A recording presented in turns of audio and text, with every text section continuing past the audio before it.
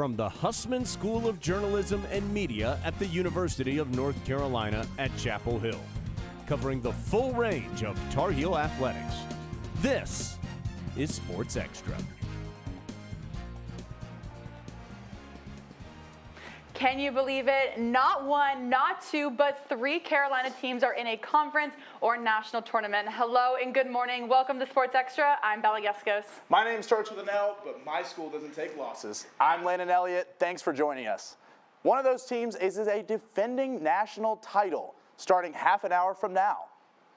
What's better than an ACC title? A national championship. Coming off a first-round bye, the UNC field hockey team is starting their national title quest by taking on William & Mary at Karen Shelton Stadium in the second round of the NCAA field hockey playoffs.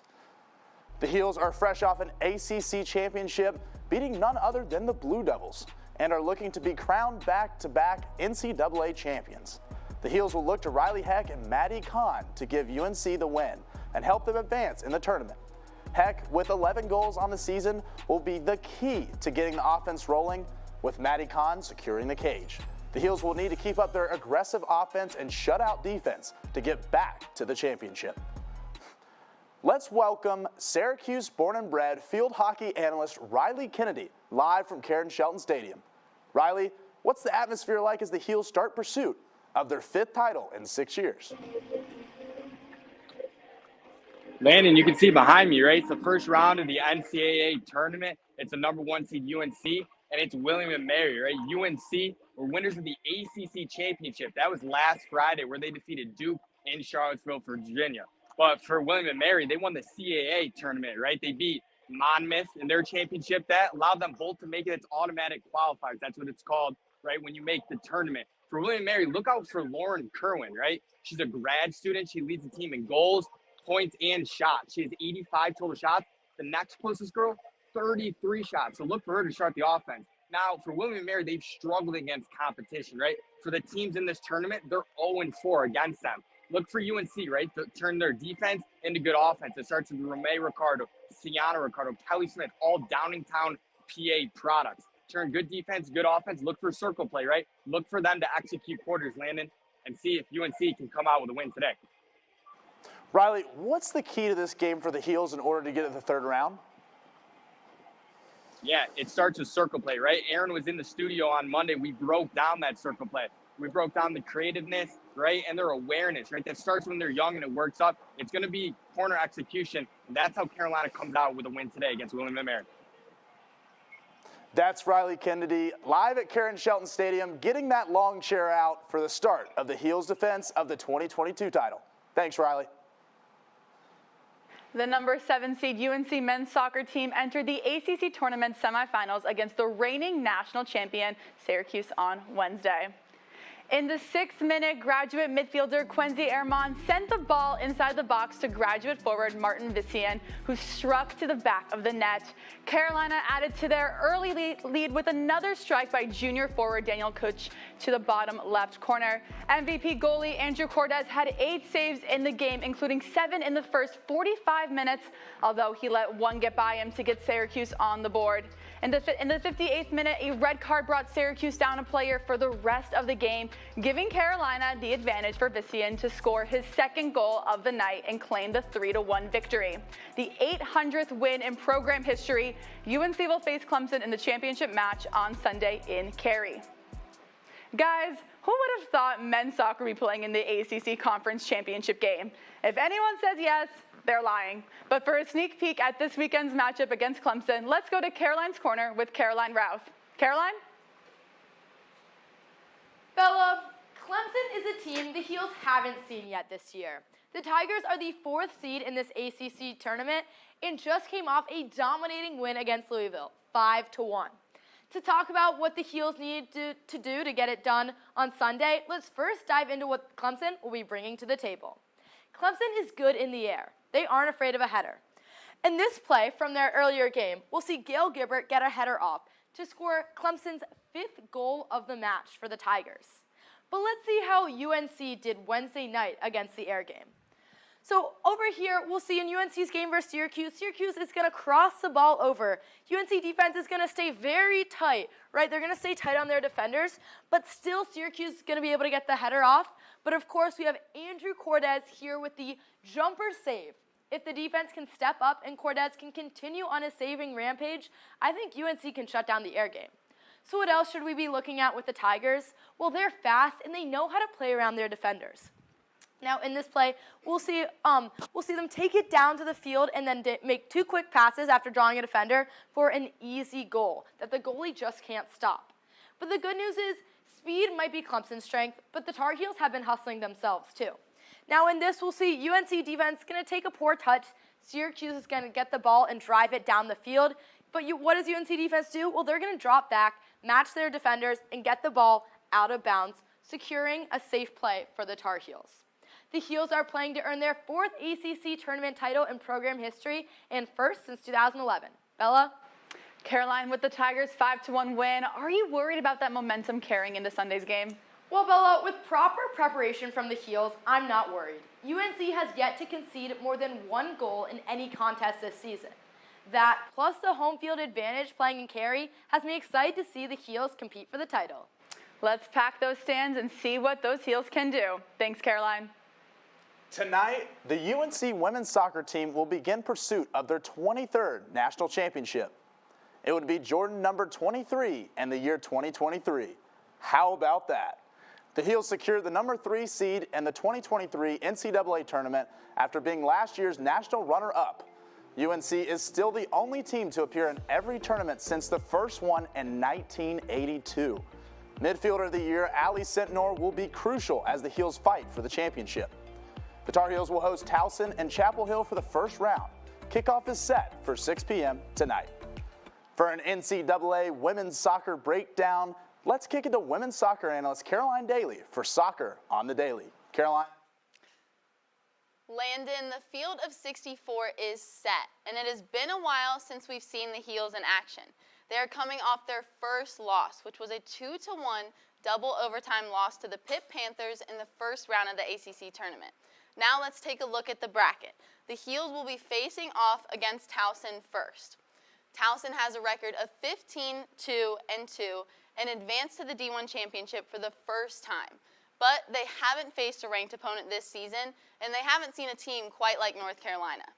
In the Tigers' last game, their goalie, Riley Melendez, saved a penalty kick with 2 seconds remaining to send them to their first NCAA tournament appearance.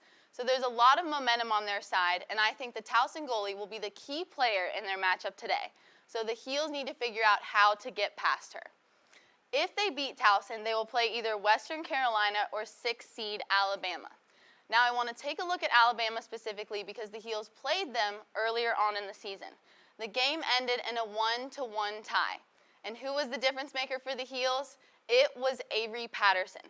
She scored the only goal for the Heels, even though her teammates had plenty of shots on goal. She received the ball in Alabama's half and drove toward the goal into UNC's attacking third. And we see she takes an 80-yard run separating from her defender, and she fires off a left-footed shot into the far post to give the Heels the lead. If the Heels make it past the first round of the tournament, the second and third rounds are November 17th and 19th, but they have to get past Towson first. Landon? Caroline, what do you think the Heels can use to their advantage in the tournament? Like UNC's field hockey team, Carolina will be serving as the host for the tournament. The games will be played down the road in Cary at the Wake Med Soccer Park. So the Heels hope home field advantage can help them advance. Thanks, Caroline. Well, we'll definitely have to head to Dorrance today to cheer on those Heels. Landon, have you heard there's a football game going on this weekend? I can't remember the name of who they're playing. It's another school in North Carolina. It's not State, but not Wake Forest. Oh my God, it's Duke. Sorry, they're just so irrelevant that I forgot. Yeah, Belle, I've been hearing from my sources this week that we do have a game, and I think it's against that other school 20 minutes down the road, Duke. Should be a good one, but in football, the number 24 Tar Heels and the unranked Blue Devils obviously will square off tomorrow night with the victory bell up for grabs. Duke is coming off a last-second win against Wake Forest behind backup QB Grayson Loftus The Blue Devils gained only 267 total yards, nearly matching their season low. With the Blue Devils offense struggling, the Heels will need to capitalize on facing the inexperienced quarterback.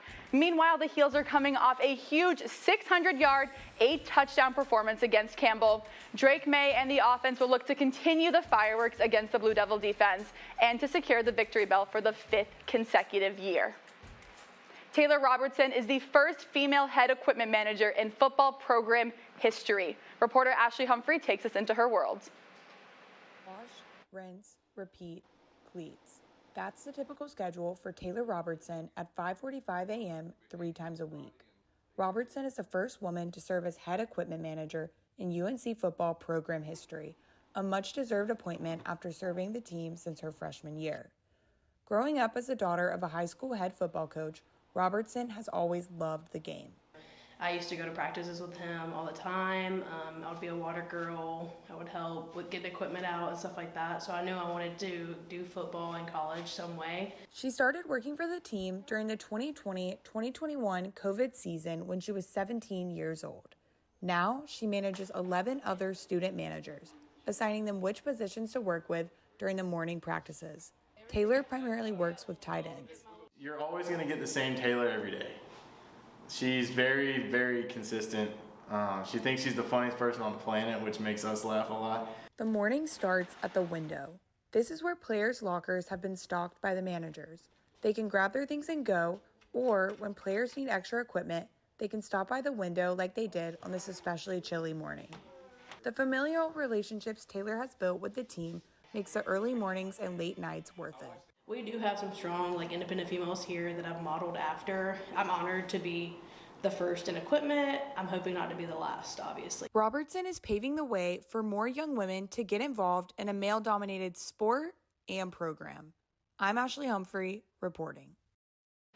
Hopefully, Robertson is the first in a long line of Carolina women to reach this position.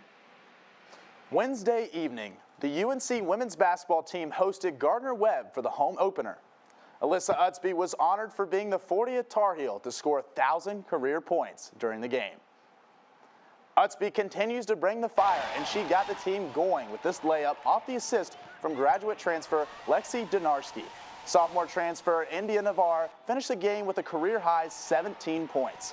And what better way to start your first Carolina season than with a half-court buzzer beater to end the first quarter? Maria Gagdig wasn't afraid to hold her ground at the post to find the net.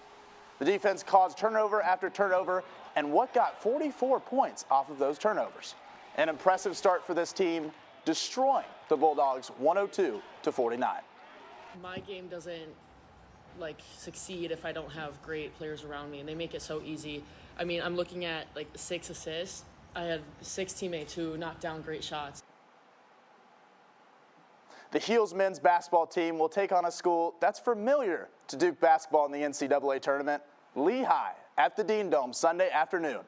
The Heels will look to improve their first half defense compared to what they showed fans against Radford. After Monday's win against Radford, the Tar Heels will look to continue their strong shooting and rebounding performances against Lehigh.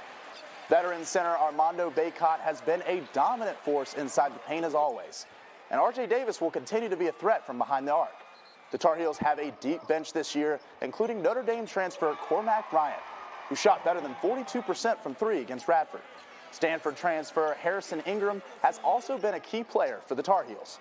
He'll look to use his size advantage and shooting ability against the Mountain Hawks on Sunday.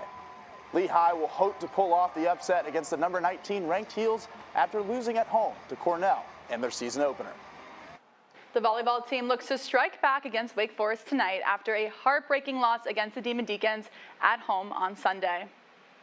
The Heels came out strong, winning the first 2 sets, yet they faltered and dropped the next 3 straight, losing to Wake Forest in 5. Wake Forest has bested UNC in 3 of the past 5 matchups, so Carolina will need to bring the heat and energy to settle the score. The Tar Heels will make the trip to Winston-Salem to take on the Demon Deacons in their second matchup of the season tonight at 7. Hey, while you're in Winston-Salem for volleyball, why not stop by to see the hockey team face off against Wake Forest for the second time this season? Last time the Tar Heels and the Demon Deacons met on the ice, Carolina skated off the rink with a 7-1 win, but we're not showing that right now. We're actually going to talk about some NCAA regional field hockey, right, Landon? Right, that's really right. We got a game at 2:30 today. How about that? Are you excited, Bella? Yeah, they've led by Parker Wolf. They're hoping to win their second consecutive regional title after a 36-year drought. Hopefully they do it, right? Yeah, let's hope so. I mean, those running heels, they always look good. The wrestling team will add to an eventful weekend with WrestleMania as the Heels travel up the East Coast. The team is traveling to Bethlehem, Pennsylvania to take part in matches against Buffalo and Arizona State to further test the ability of the team as a whole. The Heels are coming off a disappointing loss to Oregon State and look to bounce back. Although the team lost the third of 3 matches, Max Shaw and Lachlan McNeil are 2 notable players to watch as both look to improve to 2-0 in their respective weight classes. Both have had some phenomenal takedowns and have put on dominant performances earlier this season. The UNC fencing team will continue the fall competition schedule this weekend. The Tar Heels will be competing at the North Atlantic Cup in Fort Worth, Texas. Coming off strong performances at the October NAC, UNC hopes to redshirt junior Sophia Kovas and sophomore Eldon Wood to help lead the Heels in Sabre. Now, Kale Laird gives us a look at 2 transfer students who found their new home on the club baseball team. Competing at the collegiate level isn't the easiest, and neither is transferring schools. But having the opportunity to play club baseball makes the transition as a transfer student a little bit easier. Juniors Brendan Rosenblum and Charlie Everhard were both collegiate athletes prior to their admittance at Chapel Hill. I played baseball at Swarthmore College. I was injured when I went there. My name's Charlie Everhard. I used to play D3 football at Bowdoin College up in Maine. The club baseball team gave Brendan and Charlie a place to meet some of their best friends and like-minded individuals. The 2 transfer students both began their journeys as Tar Heels in the fall of 2022. Club baseball, honestly, is the greatest thing that's happened to me. Since I got to Carolina, all I've done is hang out with the people I've met here. It helped me a lot in finding a similar brotherhood that was playing the college sport, but also just a group of guys I can study with, hang out with. We're out here practicing, going to games on the weekends. Both Brendan and Charlie have been standout players on the diamond. Their skill level due to coming from a collegiate program team has shown through, with Brendan leading the team in strikeouts and Charlie leading the team in home runs.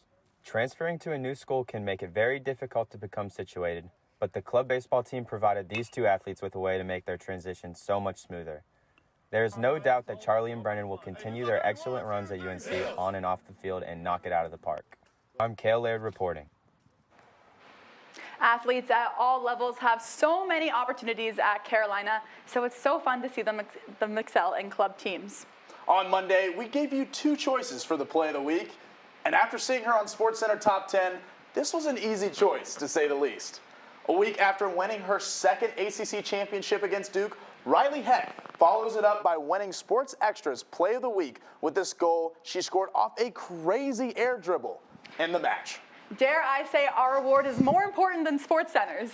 I think so, Bella. The SportsCenter's right here, but I think Sports Extra is just a little bit above. Cannot agree more. But to end the show, we're going to give you our little tryout for that club baseball team. Okay, Landon? You're going to be the pitcher. I'm going to be the catcher. Let's do it. see Okay, Bella. ready? Yep. Ready? We're going to wind up. Yep. Nice wind little. Up. Strike. And out goes Duke. That does it for this edition of Sports Extra. We'll be back on Monday with all the highlights from another exciting weekend of Carolina athletics. That was good, right? That was good.